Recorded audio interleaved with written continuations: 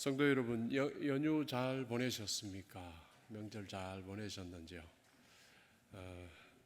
하여튼 귀한 시간들 보내신 줄로 알고 있습니다.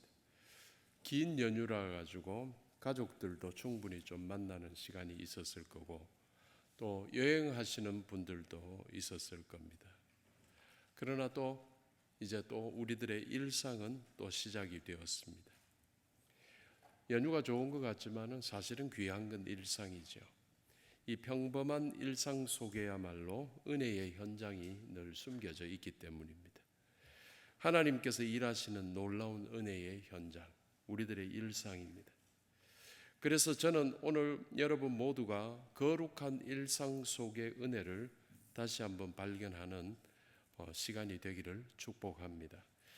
여러분, 연휴가 즐거웠듯이 이렇게 즐거운 일들만 우리 인생 계속 되었으면 좋겠는데, 우리 인생길 그렇지 못할 때가 참 많지요. 때로는 길이 보이지 않을 때도 있고, 때로는 앞뒤가 꽉 막힌 듯 답답할 때가 참 많습니다.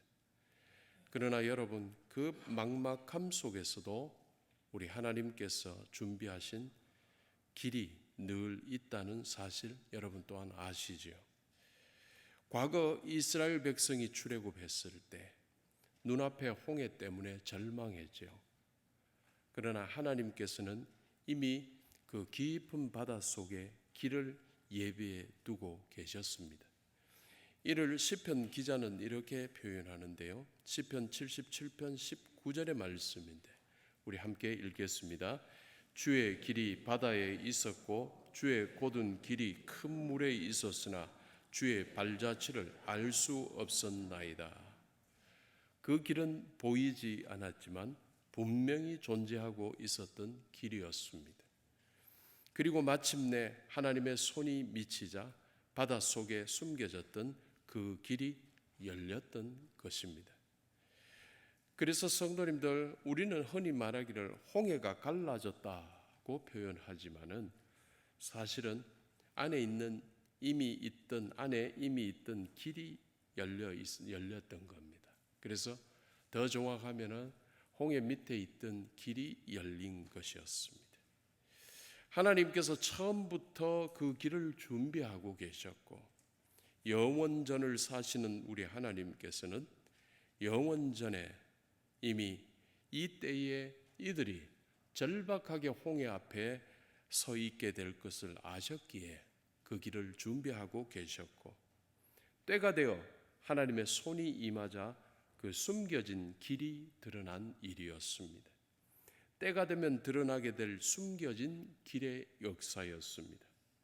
그러므로 성도님들, 여러분의 인생에도 홍해 아래 숨겨진 길이 있다는 사실을 여러분 믿으셔야 합니다. 하나님께서는 여러분의 인생길을 이미 영원전부터 준비하고 계시면서 가장 선한 때에, 가장 좋은 때에, 여러분에게 가장 유익한 때에 그 길을 열어가고 계심을 믿으시기 바랍니다. 지금 혹시 여러분의 삶에 어떤 벽이 있다고 느껴지십니까? 그러나 여러분 낙심하지 마십시오. 하나님께서 이미 그 벽 뒤에 길을 만들어 두고 계시기 때문입니다. 지금 우리 눈에는 벽만 보이는 듯 하지만 우리가 믿음의 눈으로 그 벽 뒤를 보게 되면 그 길이, 벽 뒤에 그 길이 참 은혜롭게 빛나고 있음을 깨닫게 될 것입니다. 이 시간 하나님께서 숨겨두신 그 복의 길을 묵상하고자 합니다. 성도님들, 오늘 본문을 포함한 신명기는 어떤 책일까요? 한마디로 모세의 설교를 다시 반복한 것이라고 할 수 있습니다. 모세는 모세 오경을 지었죠. 그래서 창세기, 출애굽기, 레위기, 민수기, 신명기. 그래서 이 신명기가 모세가 쓴 책의 맨 뒷부분인데, 이 모세의 설교를 들었던 출애굽기, 레위기, 민수기를 통해서 모세의 설교를 들었던 자가 또 설교를 들어야 하지만 또한 대상이 바뀌었습니다. 그래서 모세는 설교를 다시 반복합니다. 여러분, 신명기의 한자는 이러합니다. 이 신자는 뭐라 하냐면 거듭하다, 되풀이하다는 뜻입니다. 사람들은 대체로 한문을 다루지 않으면 신명 그러면 하나님의 명령으로 생각을 할 때가 많은데 그게 아니고 이 신자입니다. 거듭하다, 되풀이하다는 뜻입니다. 그래서 하나님의 명령을 거듭해서 되풀이하면서 기록한 글이 신명기입니다. 특별히 오늘 본문에서는 모세가 이스라엘 백성에게 약속의 땅 가나안을 이렇게 소개하고 있는데요. 8장 7절의 말씀을 우리 스크린을 보면서 함께 읽겠습니다. 네 하나님 여호와께서 너를 아름다운 땅에 이르게 하시나니 그곳은 골짜기든지 산지든지. 모세가 40년을 광야 생활하면서 고대하고 고대했던 약속의 땅에 대한 비전을 모세는 아름다운 땅이라고 밝히고 있습니다. 그런데 그 말에 이어서 연달아서 골짜기와 산지라는 복선을 깔고 있습니다. 아름다운 땅과 골짜기와 산지는 어울리지 않는 듯합니다. 하나님께서 약속하신 아름다운 땅이 결국 골짜기 산지였다니요. 갑자기 분위기 싸해지고 왠지 속은 느낌 같지만 그러나 아닙니다. 언제나 그렇지만 아니 영원토록 하나님께서 약속하신 말씀은 말씀 그대로 사실입니다. 하나님께서 아름답다고 하셨으면 정말 아름다워서 그러신 것입니다. 겉으로만 보면 가나안은 산지가 많고 골짜기가 많아지요. 결코 아름답지 않은 것 같았습니다. 분명 약속의 땅에 아름다운 땅의 약속이었는데 거기에는 평탄하지 않은 산지와 골짜기였습니다. 그러나 바로 그 산지와 골짜기 속에 하나님의 복이 숨겨져 있었습니다. 그래서 그 땅은 정말 아름다운 땅이었던 것이었습니다. 본문은 그 땅의 아름다움을 이렇게 소개합니다. 신명기 8장 7절에서 9절 스크린을 한번 보십시오. 그곳은 골짜기든지 산지든지 시내와 분천과 샘이 흐르고 밀과 보리의 소산지요 포도와 무화과와 석류와 감람나무와 꿀의 소산지라. 네가 먹을 것에 모자람이 없고 네게 아무 부족함이 없는 땅이며 그 땅의 돌은 철이요 산에서는 동을 캘 것이라. 이거는 다 표현하지 못한 대략 이럴 것이다 라고 소개하는 겁니다. 분명 겉으로 보기에는 거칠고 불편한 땅이었지만 그 속에는 풍성한 생명과 열매가 이미 준비되어 있었던 땅이었습니다. 그래서 산지는 풍요했고 골짜기에는 시냇물이 넘쳐 흘렀습니다. 사람들의 눈에는 불편하고 힘든 곳 같았지만 살아보니까 오히려 그 속에 은혜가 충만하게 자리 잡고 있었습니다. 그래서 그 땅은 약속의 땅임이 분명했고 그래서 그 땅은 정말 아름다운 땅임에 분명했습니다. 여러분, 살아보면 다 알게 될 일이었습니다. 성도 여러분, 우리 인생도 꼭 그렇지 않겠습니까? 우리는 성도이지만 성도라는 우리도 역시 평탄한 인생, 안전한 인생을 원하지요. 그러나 평탄하고 안전한 인생길만이 복된 것이 아니라는 사실을 성경은 누차 말하고 있습니다. 우리 하나님께서 주시는 참된 복은 때로 산지의 수고와 골짜기의 눈물 속에서 자라나고 있기 때문입니다. 그래서 시편 기자가 23편에서 고백했지요. 시편 23편 4절의 말씀 우리 함께 봉독하겠습니다. 내가 사막의 음침한 골짜기를 다닐지라도 해를 두려워하지 않을 것은 주께서 나와 함께 하심이라. 주의 지팡이와 막대기가 나를 안위하시나이다. 하나님께서 함께 하시면 골짜기도 은혜의 길이 되고요, 험한 산길에서도 샘물을 터뜨려 주십니다. 골짜기에서 주님을 만나는 은혜, 그리고 산지에서 숨겨진 샘을 발견하는 기쁨, 이 기쁨, 이 은혜가 우리를 위해 준비되어 있다는 사실, 여러분 믿으시기를 바랍니다. 그러므로 사실 솔직히 우리가 무엇을 더 부러워할 필요가 있겠습니까? 부러울 필요가 없는 줄 믿습니다. 성도님들, 바로 이런 맥락으로 우리 예수님께서 말씀하신 것이 있습니다. 마태복음 7장 13절 14절입니다.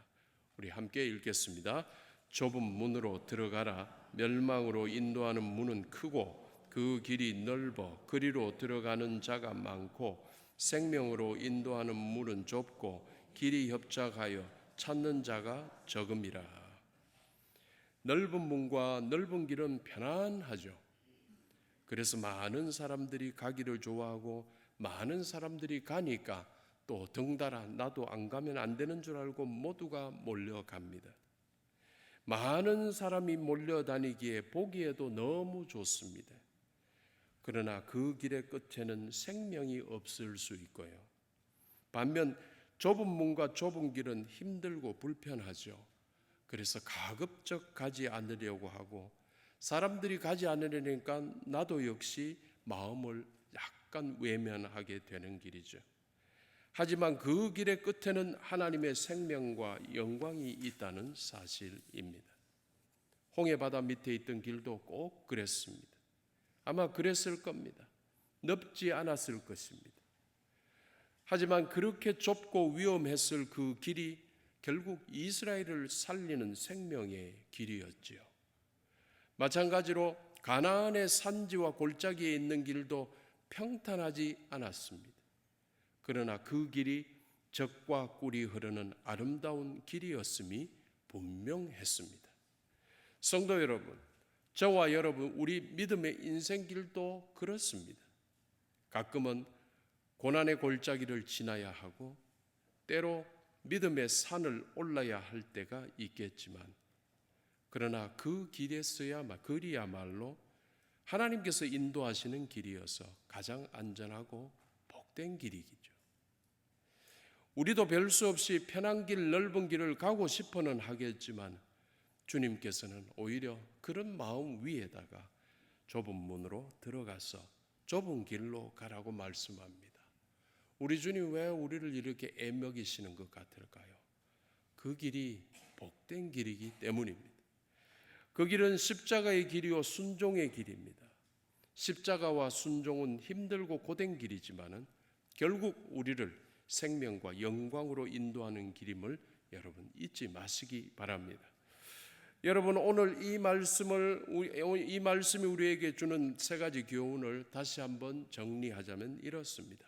첫째는 길이 없어 보일 때도 하나님께서는 이미 길을 준비해 두고 계신다는 것입니다. 홍해 밑에 그 길이 있었던 것처럼 지금 우리 인생에도 하나님께서 숨겨두신 길이 있다는 사실을 꼭 기억합시다. 그냥 우리가 그 길을 지금 아직 보지 못할 뿐입니다. 그 길이 있습니다. 그러므로 낙심하지 말고 기다리며 믿음으로 한 걸음씩 나아가자는 교훈이 첫 번째 교훈입니다. 둘째 교훈은 산지와 골짜기 속에도 하나님의 복이 있다는 것입니다.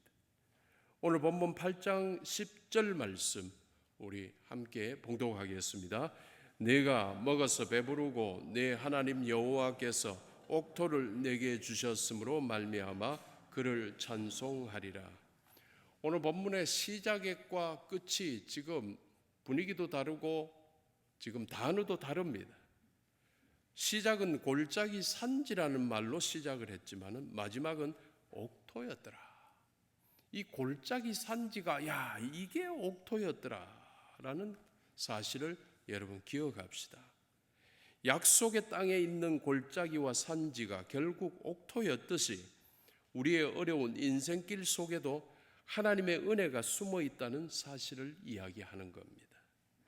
눈물의 골짜기에서 하나님께서는 우리의 믿음을 자라게 하실 것이고 고난의 산길에서 우리의 영적 근육을 더 튼튼하게 세워주심을 우리가 믿어야 한다는 교훈입니다.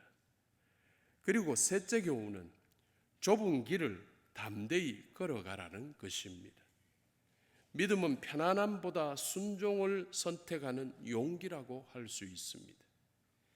믿음 없는 사람들처럼 편한 길, 넓은 길만을 찾지 마시고 사람들 좋아하고 사람들의 트렌드에 따라가기만 하지 마시고 힘들어 보여도 하나님께서 원하시는 길이라면 기꺼이 걸어가셨으면 합니다.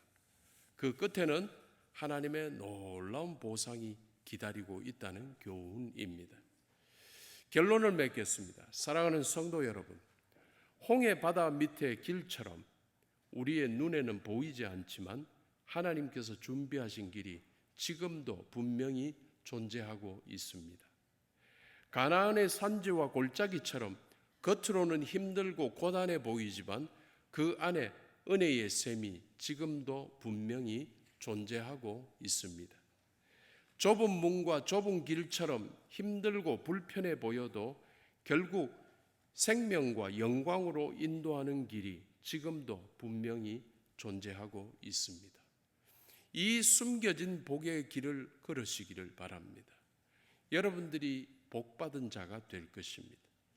이 시간 이 설교를 마무리하면서 우리가 함께 한 구절을 함께 읽었으면 좋겠습니다. 이것은 기도가 될 것입니다. 스크린에 띄워졌는데요. 우리 박자를 속도를 맞춰서 함께 봉독하겠습니다. 하나님, 제 인생에도 이 복의 길을 숨겨두셨군요. 이 은혜의 길을 걷게 하심을 감사합니다. 이게 바로 오늘 설교의 핵심 말입니다. 여러분, 이처럼 하나님을 바라보시며 숨겨진 복을 온전히 찾아 누리시기를 주님의 이름으로 축원합니다. 기도하겠습니다.